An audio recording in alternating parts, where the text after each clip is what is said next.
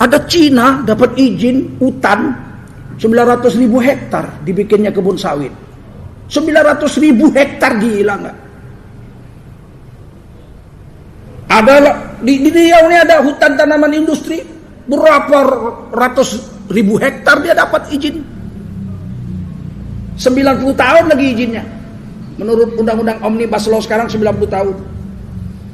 Udah mati cucu saya, jumpa di kubur. Mati kok cucu? Iya tuh. Macam mana kabar dunia? Belum habis lagi kontrak tuh. Kan 90 tahun tuh. Sementara kita coba ambil tanah hutan 1 hektar aja. Kok nggak ditangkap masuk penjara? Merusak lingkungan. Yang ratusan ribu kok kasih izin? Baut otaknya copot 3 ini.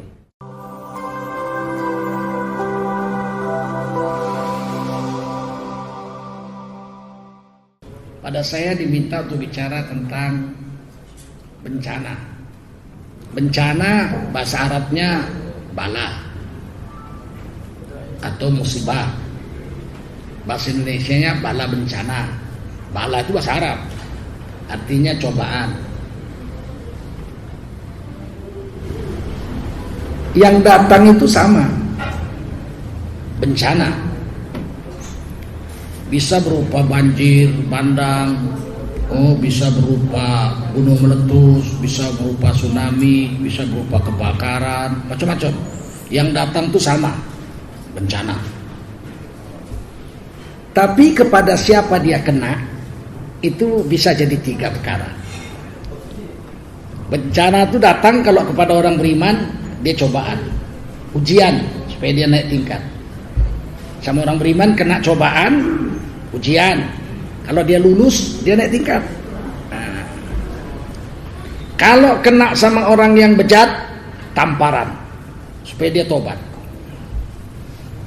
Kalau ditimpakan bencana itu kepada orang-orang yang mengingkari Allah, tak peduli dia ditampar berulang-ulang, tetap aja nggak berubah, maka bencana itu menjadi azab, pemusnahan bagi mereka. Yang datang sama aja, bencana semua. Nah, ayatnya saya buka hari ini 3. Yang namanya ujian di surah Al-Baqarah 155 dan seterusnya, yang saya baca tadi. Walanabluwannakum bisyai'im minal khauf, dan pasti Allah akan membala kamu dengan pasti. Jadi 2 kali pasti gitu. Pertama la-nya itu pasti, taukid. N-nya pasti lagi. Jadi wala dan pasti. Na itu kami Allah. Nabluwan nakum. Pasti kami akan membala kamu dengan pasti, hai orang beriman. Bisyai'im minal khauf. Kadang-kadang balanya itu, ujiannya itu sedikit rasa takut. Takut banyak, takut mati, mabuk. Nak sakit nih, kata dokter bapak kena kanker, nggak ada obatnya, mabuk. Takut mati, nggak lulus ujian. Takut nggak makan, mencuri. Takut miskin, maling, korupsi, uang bansos diembar. Takut hidup, bunuh diri, nggak lulus ujian. Tapi kalau lulus, rasa takut tuh lewat, ternyata nggak ada masalah. Makan apa besok? Duit nggak ada di tangan nih. Makan apa besok? Ternyata besok makan juga. Oh, ternyata nggak ada duit pun makan juga. Lulus ujian. Udah mau mencuri nih, besok nggak makan, nggak ada duit. Kucurilah ayam tetangga ini. Lumayan lah, dijual bisalah makan untuk sehari. Tapi nanti berdosa, nggak berani, udahlah nggak usah nyuri. Ternyata hari itu dia makan. Oh, ternyata nggak mencuri pun makan juga. Lulus ujian. Waljung, kadang-kadang ujiannya itu rasa lapar. Aduh, lapar. Ini macam mana ini? Matilah ini nggak makan ini. Akhirnya dia melakukan segala macam cara yang haram pun dimakan. Padahal kalau dia bertahan aja, lapar nggak apalah. Sudah 50 tahun kenyang terus. Baru hari ininya saya lapar. Sabar aja, insya Allah Allah beri. Kenapa? Karena rezeki sudah ditetapkan Allah. Apakah diusahakan, apakah nggak diusahakan, Allah tetap datangkan itu rezeki. Kenapa? Karena itu takdir Allah. Kita ini kenapa masih hidup? Kan sering kita tanya, kenapa kita masih hidup? Dia bilang, wah saya masih muda. Iya, yang baru lahir mati pun banyak. Saya masih sehat, jadi saya nggak mati. Yang naik kapal terbang kemarin sehat semua, mati. Oh saya nggak mati karena saya orang kaya. Berapa banyak orang kaya mati mendadak? Berapa banyak orang miskin nggak mati-mati? Sebenarnya kenapa kita masih hidup? Dijawab Allah dalam hadis qudsi. Allah berfirman, "Anna nafsan lan tamut hatta tastakmila rizquha." Itu nyawa manusia tidak akan dicabut malaikat maut. Dia tidak akan mati sampai seluruh rezeki yang ditakdirkan Allah untuk dia habis, diambilnya semua baru mati. Kalau masih ada rezekinya mati. Kenapa kita masih hidup? Karena masih ada rezeki yang belum kita habiskan. Masih tugas malaikat Mikail membaginya sama kita. Kalau sudah tidak ada rezeki untuk kita, malaikat Mikail nggak kerja lagi, gantian malaikat maut yang mencabut nyawa. Jadi kenapa takut lapar? Wa naqsim minal amwal, kadang-kadang ujian itu berkurangnya harta. Biasa buka restoran laku, kena Covid. Kampus tutup, dia jualan sebelah kampus, 8 bulan tutup kantin, nggak ada duit, kekurangan duit nih dah, halah, makan juga nya, hidup juga nya.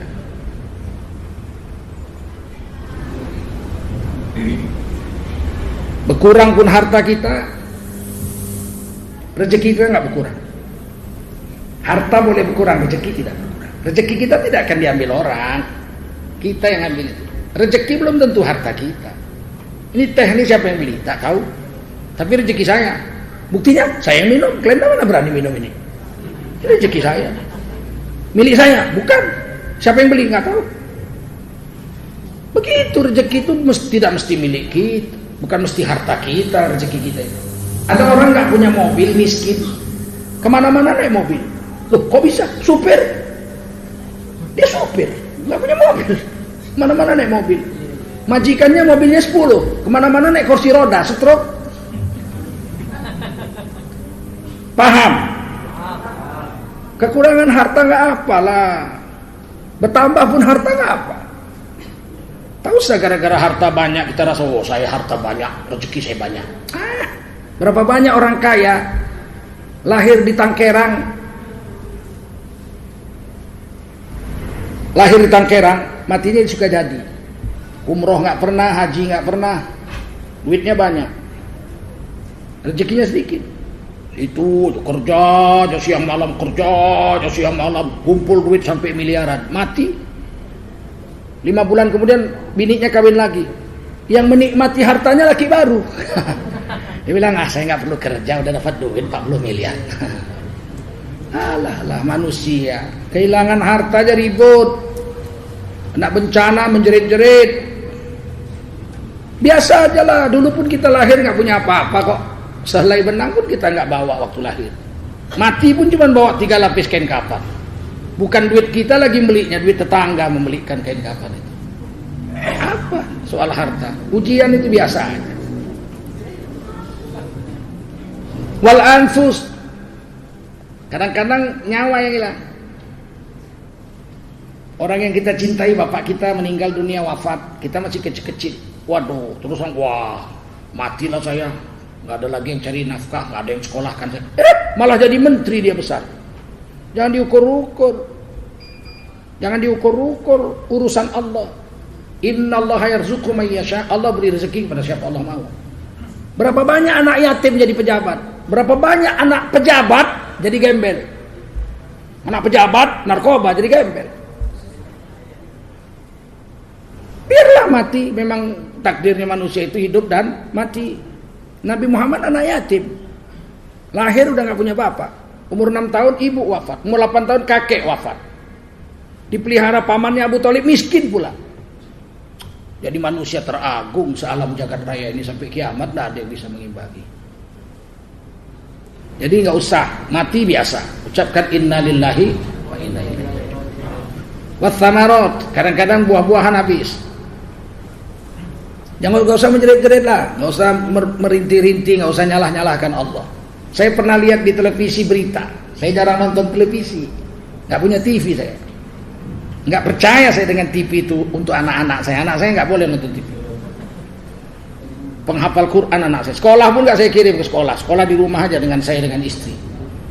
Cuman saya beli video untuk mengajarkan anak saya, misalnya vertebrata, hewan bertulang punggung, menyusui, berkaki 4, ini ciri-cirinya semua. Udah tamat dia sama istri saya sambil masak-masak tuh. Vertebrata, kata istri saya, bertulang punggung, menyusui, berkaki 4, makan rumput, macam-macam dia cerita. Dah. Baru saya beli videonya dari National Geographic, 60.000 dulu itu sekeping. Nonton, saya terjemahkan karena bahasa Inggris. Anak saya ikut Eptana saya. Selalu lulus terbaik anak saya. Dan bisa menghafal Quran karena waktunya tidak habis main-main di sekolah. Sekolah ini saya nggak percaya saya, karena saya sekolah SD aja 14 pelajaran. Untuk apa? SD itu cukup 4 belajar, membaca, berhitung, menulis, bicara. 4 aja SD. Ini 14 mata pelajaran SD.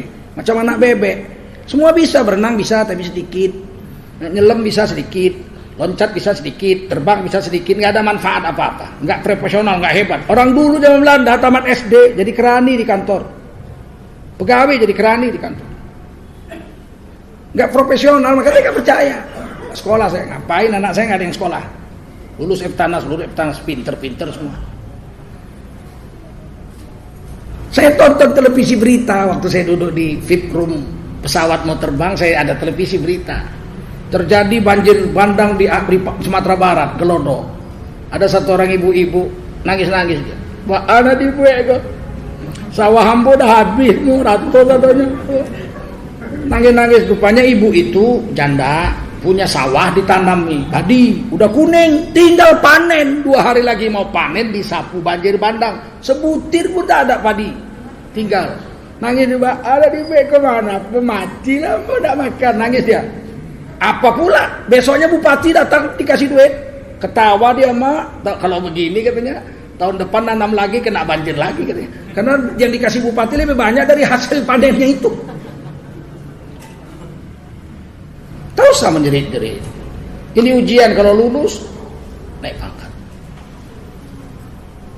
Paham? Wabasyiris sabirin, dan beri kabar gembira kepada orang-orang yang sabar. Siapa orang yang sabar? Disambung ayat ini. Wabasyiris sabirin alladzina idza asabathum musibatun qalu. Beri kabar gembira kepada mereka yang sabar, yaitu mereka yang ketika didatangkan musibah kepada mereka, mereka berkata, berhentinya di situ. Banyak orang baca Quran ayat ini berhentinya di musibah. Alladzina idza asabathum musibah, tak bagus. Dan berilah kabar gembira kepada mereka yang sabar, yakni mereka yang apabila ditimpakan musibah kepada mereka. Kenapa orang sabar dikasih musibah? Siapa yang menimpakan musibah sama orang sabar? Tak sedap, maka diberhentikan di qalu. Itulah gunanya belajar tajwid. Tahu di mana waqaf, di mana ibtida, di mana berhenti, di mana memulainya. Dan berilah kabar gembira kepada mereka yang sabar, yakni mereka yang apabila ditimpakan kepada mereka musibah, mereka berkata. Apa katanya? Apa katanya? Apa kata orang sabar itu?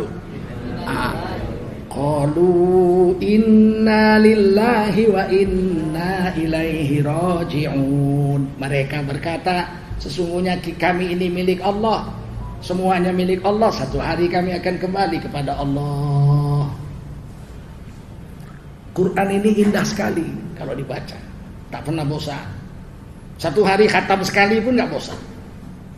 Beda sama koran, baca hari ini besok udah malas kita baca. Itu apa dibaca, udah aku bacanya koran tuh sampai iklan-iklannya udah aku baca semua. Itu bedanya kalam Allah dengan tulisan manusia. Dibaca indah, dibaca indah, dibaca indah, masya Allah. Di stempel ayat ini. Ulaika alaihim salawatum mir rabbihim wa rahmah. Mereka adalah, atas mereka akan diberikan keberkatan dan rahmat Allah kepada mereka kalau mereka sabar. Sabar itu pada pukulan pertama, kata ulama kita Imam Ghazali. Begitu kena, pak, langsung ucapkan inna lillahi wa inna ilaihi raji'un. Walaupun air mata bercucuran tidak masalah. Kalau nangis, tidak dilarang nangis. Ketika Ibrahim alaihissalam, anak Nabi Muhammad SAW, wafat di pangkuan Rasul umur 2 tahun. Matanya naik ke atas putih gitu, mengikuti rohnya dicabut malaikat. Bercucuran air mata Rasulullah. Luar Nabi dari rumah itu bercucuran air mata. Sahabat nanya, apa itu ya Rasul? Air mata itu apa itu? Maksudnya Nabi kok nangis gitu. Kata Nabi, inilah rahmah, kasih sayang yang diletakkan Allah di hati setiap hamba. Gak dilarang nangis. Siapa gak sedih? Ibu saya nangis, separuh jiwa saya rasanya hilang.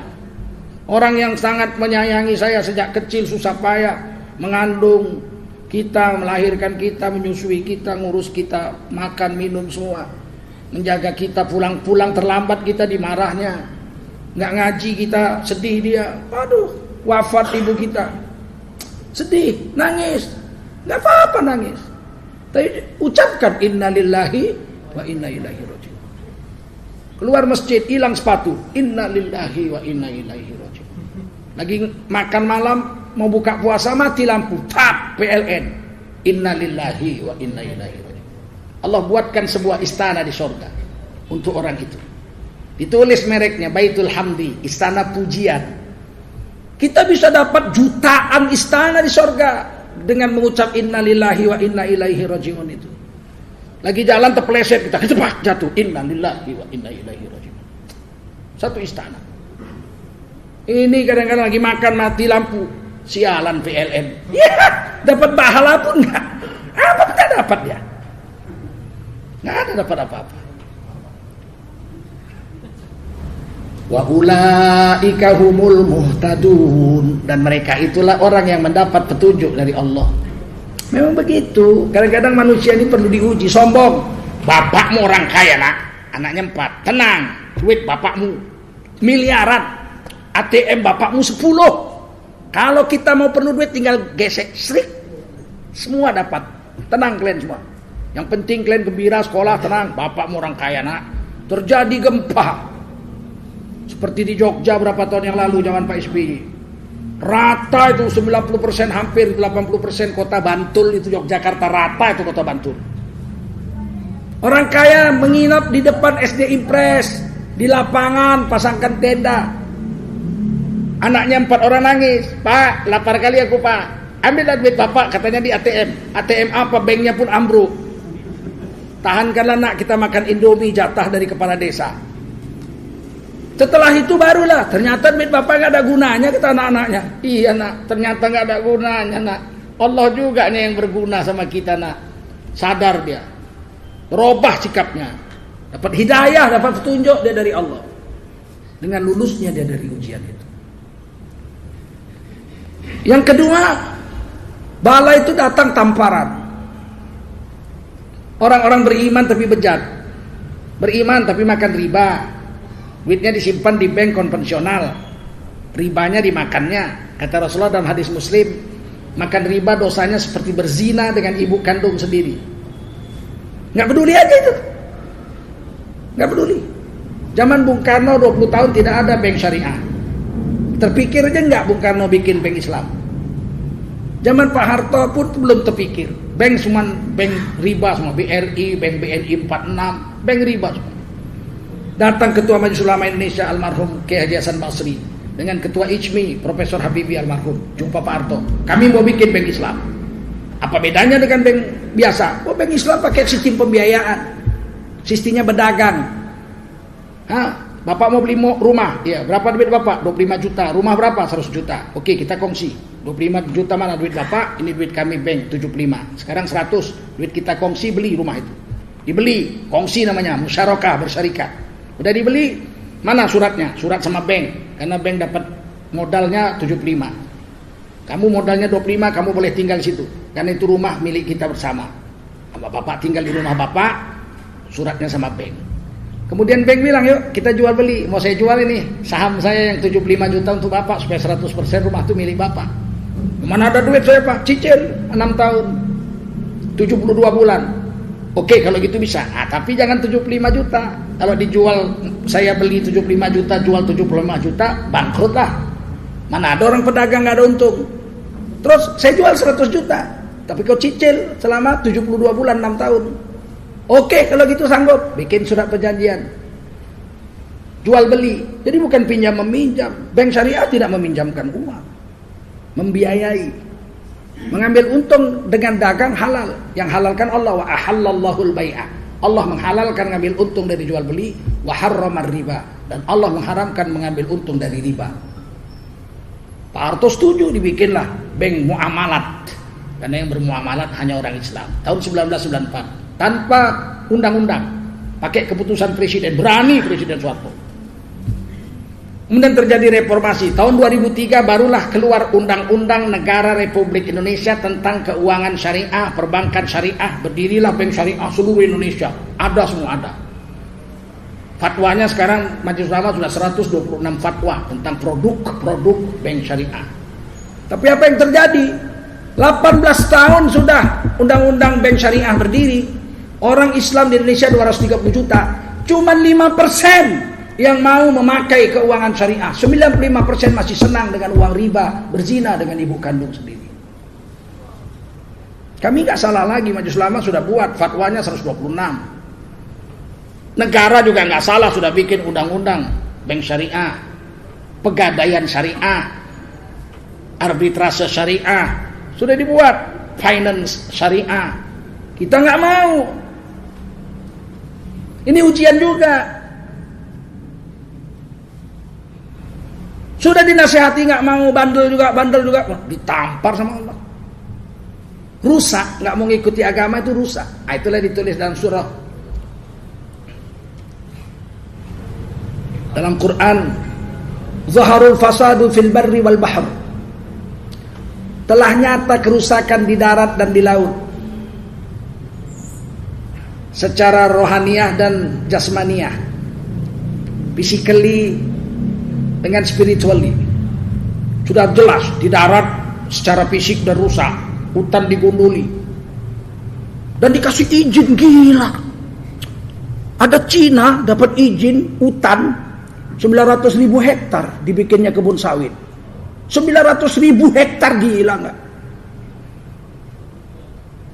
Ada di Riau ini ada hutan tanaman industri berapa ratus ribu hektar, dia dapat izin.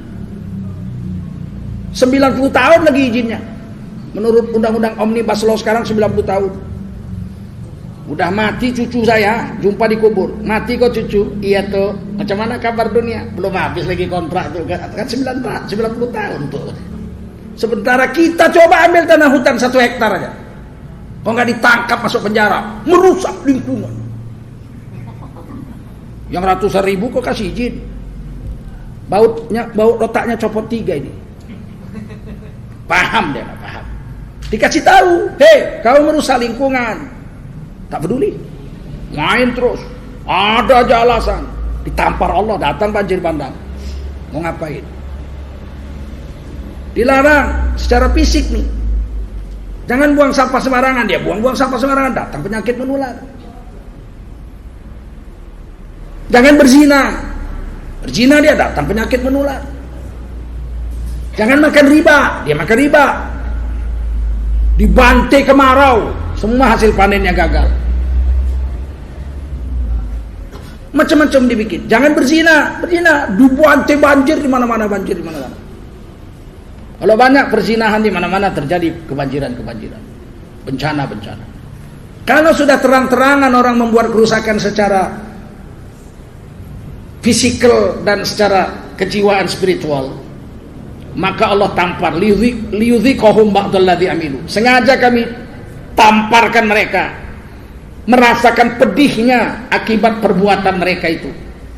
La'allahum yarji'un, biar mereka tobat. Jadi tamparan supaya kita tobat. Ada satu kampung di Jawa itu, air mengalir jernih, dipotongi pohon-pohon kayu semua, habis semua, kering kerontang macam padang pasir. Ada satu orang penduduk situ menanami pohon, dibilang gila, dia tanam pohon, gila, nggak ada yang bayar dia tanam aja di kampung itu, tanah-tanah tandus tuh dia tanam. 15 tahun kemudian jadi hutan, hijau lagi, mengalir lagi air, dikasih hadiah Kalpataru. yang menanam tuh baru bilang, oh rupanya nggak gila. Yang gila tuh yang membiarkan tanah tandus itu. Nggak tobat-tobat, ditampar Allah, nggak tobat-tobat, ditampar nggak tobat-tobat, ditampar nggak tobat-tobat, dimusnahkan oleh Allah SWT. Kalau tadi surah Ar-Rum, yang dimusnahkan ini yang ketiga, yaitu surah Al-Isra. Wa im min qaryatin illa nahnu muhlikuha qabla yaumil qiyamah. Berapa banyak negeri di dunia ini yang sudah kami kiamatkan sebelum kiamat yang sebetulnya terjadi. Kiamat sebetulnya terjadi itu sangkakala ditiup sama malaikat Israfil, musnah seluruh alam jagat raya ini tanpa bekas, sebutir debu pun nggak tinggal bumi ini. Habis semua alam jagat raya, matahari, bintang, bulan semua habis. Itu kiamat kubra, kiamat besar. Sebelum kiamat besar terjadi, berapa banyak negeri yang kami kiamatkan terlebih dahulu, kata Allah. Au mu'adzibuha adzaban syadida, atau kami azab negeri itu dengan azab. Allah udah cerita azab. Tidak lagi teguran, tidak lagi ujian.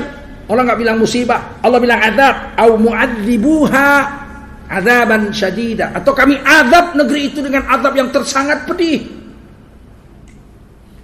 Kana dzalika fil kitabil mastura. Yang demikian sudah kami tetapkan di lauh mahfuz dalam takdir kami, gitu. Tak bisa dilawan. Negara yang dimusnahkan Allah banyak di dunia. Salah satu Pompei. Pompei itu kota paling makmur di Eropa, di kaki gunung Vesuvius, Italia. Saking suburnya, saking sejuk dinginnya, itu anggurnya sebesar-besar. Anggur terbaik sedunia dari Vesuvius. Seluruh orang Eropa datang situ liburan. Orang Inggris, orang Prancis, orang Italia, kalau liburan datang ke situ.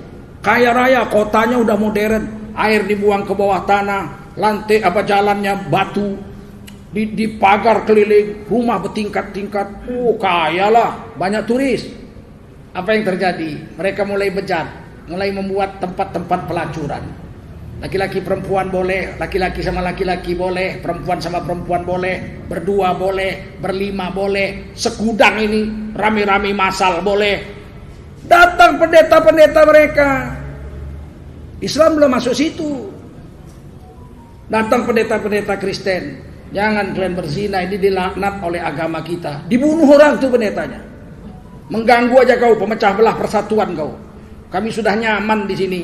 Datang kau ribut pula bawa agama. Mabuk agama ya? Mabuk agama ya? Dibunuh pendeta-pendetanya, dipukuli, diazab. Apa yang terjadi? Mereka mengabaikan dakwah agama. Tiba-tiba gunung Vesuvius mengeluarkan lahar, nggak pakai batuk-batuk. Kalau batuk-batuk masih sempat mengungsi. Nggak pakai batuk-batuk. Tiba-tiba keluar aja lahar itu, terkubur kota Pompei 4 meter di bawah permukaan tanah. Hilang besok pagi, tak ada lagi kota Pompei. Rata sama tanah. Di Quran ditulis dalam surah Yasin, azab seperti ini. Bahkan mereka satu aja nggak sempat. Datang bencananya cuma sekali menjerit, mati. 1000 tahun kemudian, kurang lebih, dibongkar itu kota Pompei itu, dikeruk. Masih lengkap pak orang-orangnya. Udah jadi patung-patung batu karena terbalut lahar. Posisinya sedang berzina-berzina. Ada laki-laki dengan laki-laki, ada perempuan dengan perempuan, ada anak-anak sama orang dewasa. Pokoknya luar biasa kota itu. Sampai sekarang bisa disaksikan. Patung-patung yang berzina itu bukan patung batu, orang yang jadi patung karena dilumuri lahar panas. Nggak sempat, cuman habis, mati. Bisa dilihat. Di Indonesia ada yang dikiamatkan sebelum kiamat. Kerajaan Medang Kahuripan. Kaya raya pak. Rajanya Dharma Wangsa, pendekar besar. Nggak ada yang berani sama dia. Tapi agama dia mabuk. Kalau belum mabuk, belum ibadat. Jadi ibadat dia mabuk. Pas dia ngawinkan anak perempuannya dengan Raja Bali, anak Raja Bali, Erlangga namanya. Udah datang Erlangga di puncak bukit, di bawah sana di lembah. Lagi pesta mabuk-mabuk. Datang lahar Gunung Merapi. Rata tuh kampung hilang. Dikubur. Maka di dalam babat Jawa ditulis, Kerajaan Medang Kahuripan tahun 1001. Pralaya. Pralaya itu artinya kiamat, bahasa Arabnya. Pralaya itu bahasa Sanskerta. Kerajaan medang kahuripan, pralaya, kiamat sebelum kiamat yang sebenarnya terjadi. Ketika meletus gunung di NTT, ada orang mati jadi patung lagi lari, mati.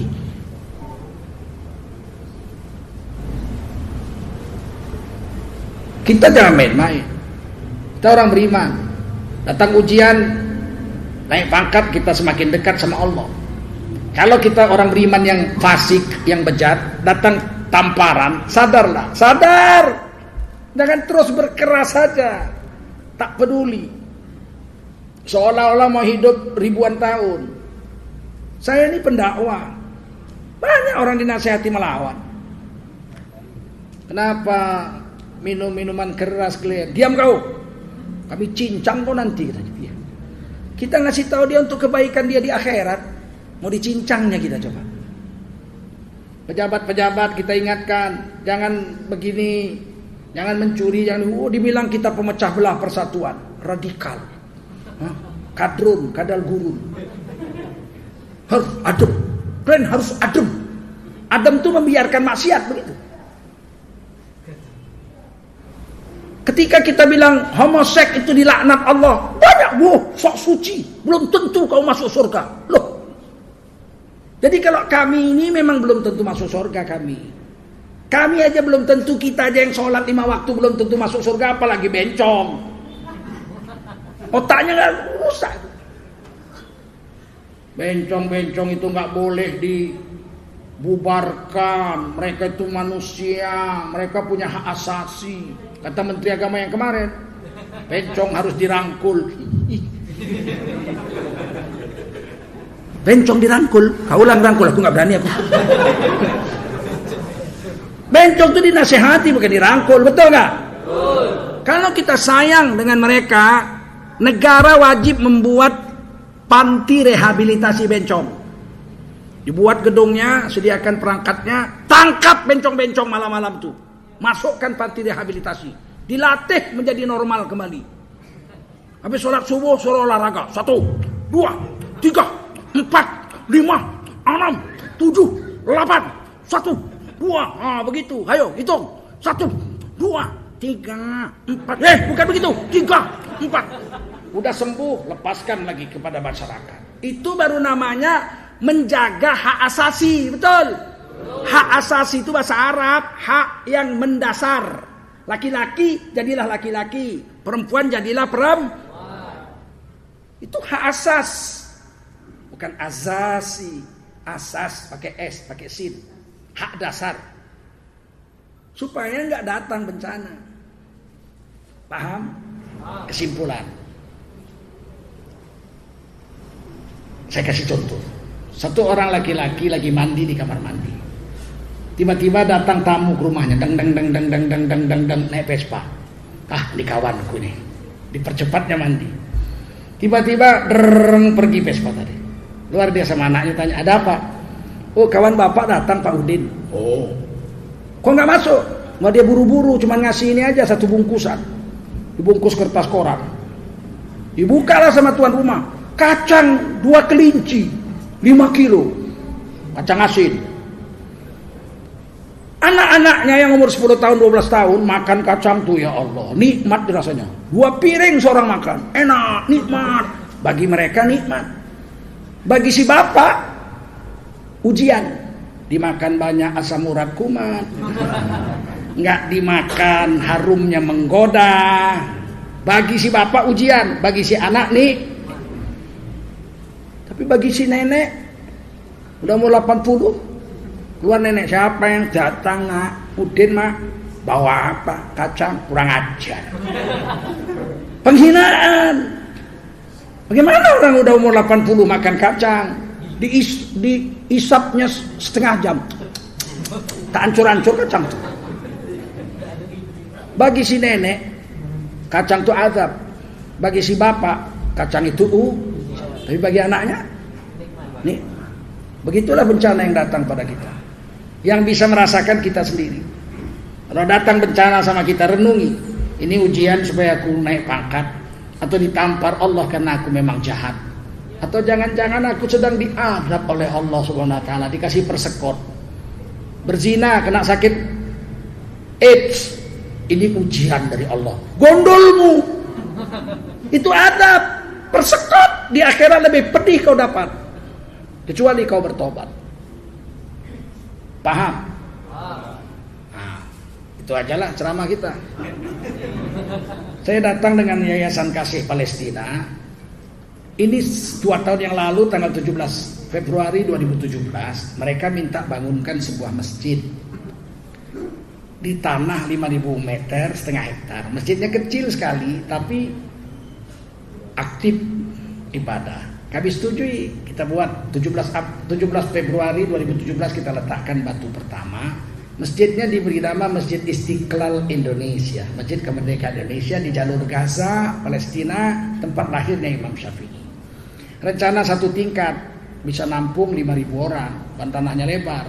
Mereka bilang jangan, kalau bisa ada madrasah hafiznya, karena selama ini ada, dan sudah 23.000 penghafal Quran yang lulus dari masjid ini. Dibuatlah tingkat pertama untuk sholat, tingkat kedua untuk madrasah hafiz, tingkat ketiga itu untuk pengungsi-pengungsi Palestina yang rumahnya di bulldozer dan dibom Israel. Mereka musim dingin, Oktober, November, Desember, Januari itu minus 15 sampai 17 derajat Celcius. Beku mereka kalau tidur di tenda. Boleh tidur situ. Selain kantor, juga bisa untuk tempat tidur para pengungsi Palestina. Sudah seperti ini posisinya dalam 2 tahun. 1 rupiah pun tidak ada uang negara lain, semua bangsa Indonesia yang bangun. Lebih 40 miliar sudah masuk. Dan insya Allah tinggal interior dalam. Kalau jadi insya Allah saya akan pergi meresmikannya dengan beberapa relawan ke sana dengan bantuan Mesir. Ini di depannya sebelah kanan itu ada sebelah depan itu ada kuburan kaum muslimin. Jadi yang mati dibunuh Israel, syahid, disolatkan di masjid ini dan dikuburkan di depannya. Ada tanah kuburan negara. Dan ini sudah dipakai untuk sholat Idul Adha dan Idul Fitri kemarin. Menaranya 45 meter menunjukkan itu kemerdekaan Indonesia 1945. Di sini akan kita buat klinik dan kita akan buat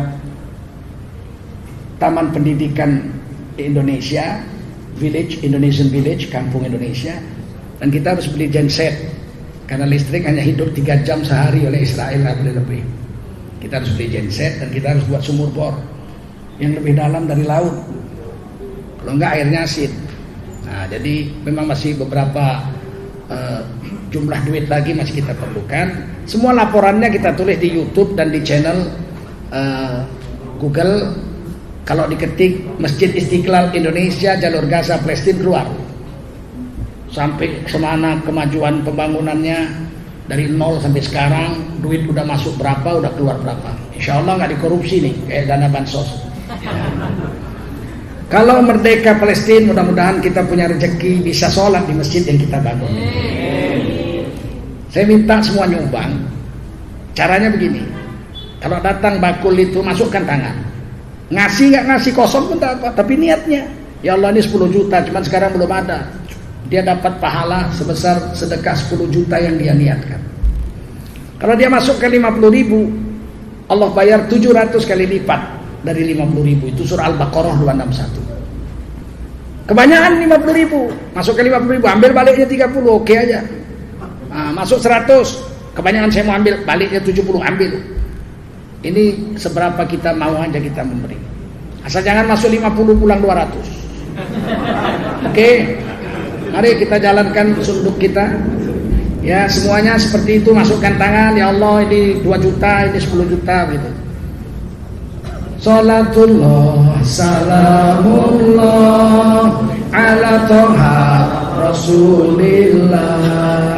Salatullah salamullah ala yasin habibillah. Salatullah salamullah ala toha Rasulillah. Salatullah salamullah ala yasin habibillah. tawassalna bi bismillah wa bil hadi rasulillah, tawassalna bi bismillah wa bil hadi rasulillah wa kulli mujahidin lillah bi ahlil badri ya Allah. Salatullah salamullah ala toha rasulillah, salatullah salamullah ala yasin habibillah. Ilahi salimil ummah minal afati wan niqmah, ilahi salimil ummah minal afati wan niqmah, wa min hammi wa min ummah bi ahlil badri ya Allah. Salatullah salamullah ala toha rasulillah, salatullah salamullah ala yasin habibillah, salatullah salamullah ala yasin habibillah. Allahumma salli wa sallim wa barik alaihi wa ala alihi. Bapak Ibu sekalian, bagi yang tidak bawa uang cash, kami sediakan juga kartu komitmen Bank Syariah Mandiri. Bapak boleh ambil, Ibu boleh ambil, dipotong dua, yang kecil untuk kami, yang besar untuk Bapak. Isi sendiri berapa jumlahnya, mau dicicil berapa lama, mau sebulan, 2 bulan, setahun, oke aja, nggak ada masalah. Karena ini komitmen aja, bukan utang, nggak ditagih. Kita mau masjid ini segera jadi. Beberapa orang bertanya kepada saya, kenapa harus orang Indonesia Pak? Kuwait, Brunei kan kaya. Oh, Brunei sudah buat Pak, Kuwait sudah buat. Tapi banyak yang dibom oleh Israel. Mereka nggak takut, Brunei cuma 250.000 rakyatnya, Kuwait cuma 350.000. 2 tahun yang lalu Agim keliling Indonesia seperti saya ini, mengutip duit untuk bikin rumah sakit Indonesia di jalur Gaza juga. Jadi, udah jadi. Sebulan jadi, kanan kirinya dibom sama Israel. Tapi rumah sakit nggak berani dia. Kenapa? Ada bendera Republik Indonesia situ. 267 juta rakyat kita nggak berani Israel. Maka karena itulah, makanya kita yang harus membangunnya. Bukan soal duitnya aja, tapi soal kewibawaannya, menakutkan Israel. Paham ya, insya Allah ya. Nah, silakan yang mau mengambil kartu komitmen, tunjuk tangan, kita akan antar. Allahu Akbar. 1 ya. Silakan Mas, antar nih. 1 Bapak kaos merah. Isi sendiri, transfer sendiri, jumlahnya tentukan sendiri. Insya Allah bisa dilihat laporannya di Google ya, atau YouTube. Klik Masjid Istiqlal Indonesia dan akan kelihatan di situ seberapa jauh sudah pembangunan ini dilaksanakan. Kalau lihatnya udah senang sekali. Sekarang lantai 1 sudah dipasang batu lantai. Nggak boleh keramik, dingin Pak, -15 beku sholat di keramik Pak. Dia harus batu. Yang seperti lantai Masjidil Haram. Musim panas terasa sejuk, musim dingin terasa biasa saja. Ya, memang agak mahal lah, tapi memang begitulah resiko membuat bangunan di negeri-negeri yang ada musim esnya. Tidak rugi kita, karena orang Palestina orang-orang yang soleh-soleh. Saya beberapa kali ke sana memang sedih. Ya. Air aja mahalnya bukan main di sana. Semen di Papua itu 1 sampai 1,5 juta satu sak di Papua. Di sana berapa harga semen? Pasti lebih mahal. Tapi jadi juga sudah kita bangun. Pelan tapi pasti. Bersatu kita teguh, bercerai kita runtuh. Demikian. Ada lagi ibu-ibu? Kasih kartunya yang mau. Bapak-bapak, bismillah, Allahu Akbar, ayo. Ada lagi? Ya itu 1 adik belakang. Baju hitam kanan.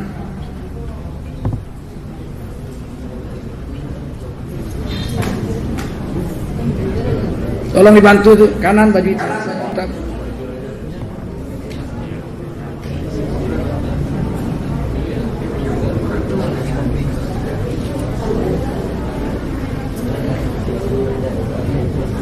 Kata Rasulullah, wadawu mardokum bis sedekah, obati penyakit kamu dengan sedekah. Jadi kalau sakit disunatkan berobatnya itu sedekah. Orang dulu sudah diamalkan itu. Saya masih kecil-kecil, kalau ada kawan saya sakit di perkebunan, itu ibunya masak nasi, bikin urap, goreng ikan asin kresek, pakai tepung jagung, rebus telur, belah lapan.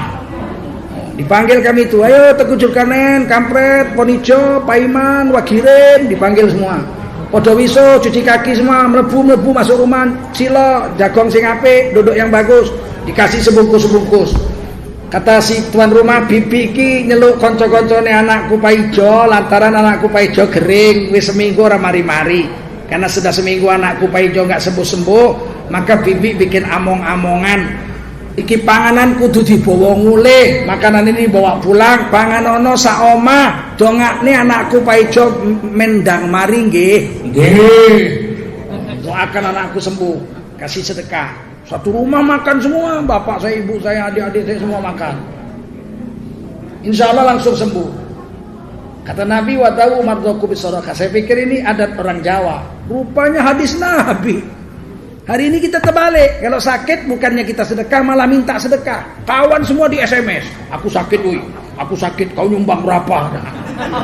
Kita sakit sedekah, bukan minta sedekah. Banyak sunnah-sunnah Rasulullah sekarang kita tinggalkan. Jadi nggak ada keberkatan kita hidup di bumi ini. Ayo, siapa lagi terakhir? Sebelum saya tutup.